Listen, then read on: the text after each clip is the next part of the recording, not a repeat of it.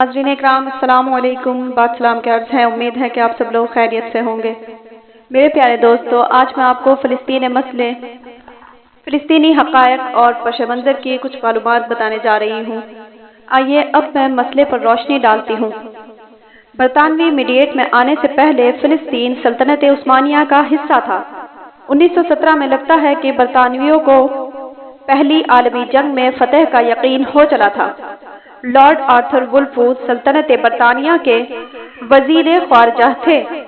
Lord Arthur ने एक सरगर्दा बरतानवी सहयूनी Lord mister Walter को खत लिखा कि बरतानवी हुकूमत फ़िलिस्तीन में यहूदी लोगों की रियासत के बारे में मुस्बत ख़यालात रखते हैं।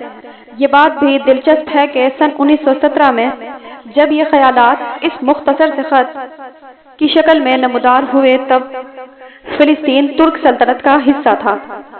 अलबत्ता तब बरतानिया दुनिया का सबसे बड़ा चौधरी था और सल्तनत बरतानिया में बकौल शख्स सूरज कभी गुरूब नहीं हो सकता था।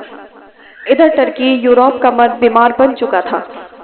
इस खत में सल्तनत बरतानिया का हद से बढ़ा हुआ एतमाद भी झलकता है।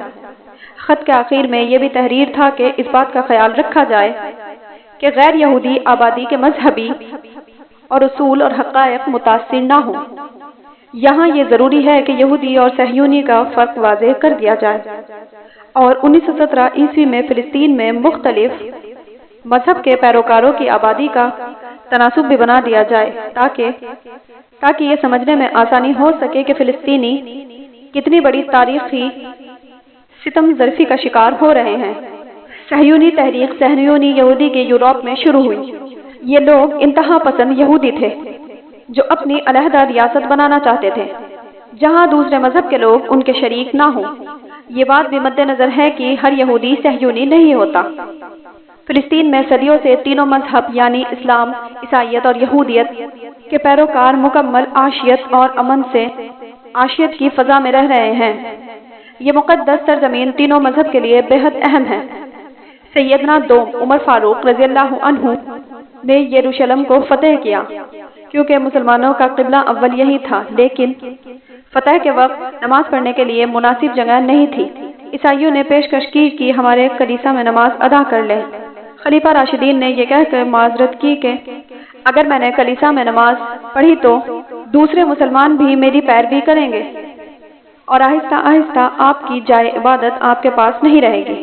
खलीफा राशिदीन की फिरासत और रवादारी की मिसाल के तौर पर यह वाक़या इस्लामी तारीख़ का अहम जुज़ बन चुका है। 1917 में फ़िलिस्तीन में यहूदी टोटल आबादी का 7% थे, ईसाई 10 या 5% थे, जबकि मुसलमान 82% थे। शुरू में सहयूनी तहरीक यूरोप में भी मकबूलियत न हासिल कर चुकी। ये तहरीक मकबूलियत न हासिल कर चुकी क्योंकि यूरोप के लोग यहूदियों से नफरत करते थे। दूसरी आलमी जंग में जब हिटलर ने जब यहूदी आबादी पर जुल्म ढाया तो बरतानविया और उसके इत्तेहाद ममालिक में यहूदियों के लिए रहम का जज्बा जागृत हुआ। शाह फैसल मरहूम फरमाया करते थे कि यहूदियों पर सितम जर्मनों के ऊपर ढाया गया मगर कीमत अरबों को अदा करनी पड़ेगी। मेरे मौजूद सामीन और दोस्तों, इस्लामिक स्टडीज़ के हवाले से फ़िलिस्तीनी मसला और हक़ाइक़ और पस मंज़र की पहली किश्त का इख्तिताम करती हूँ। इंशाअल्लाह दूसरी किश्त के साथ आपकी खिदमत में हाजिर होंगी इंशाअल्लाह। अब इजाज़त दीजिए। Thank you very much for watching this video. Like the video, subscribe the channel and don't forget to press the bell icon button. Allah Hafiz.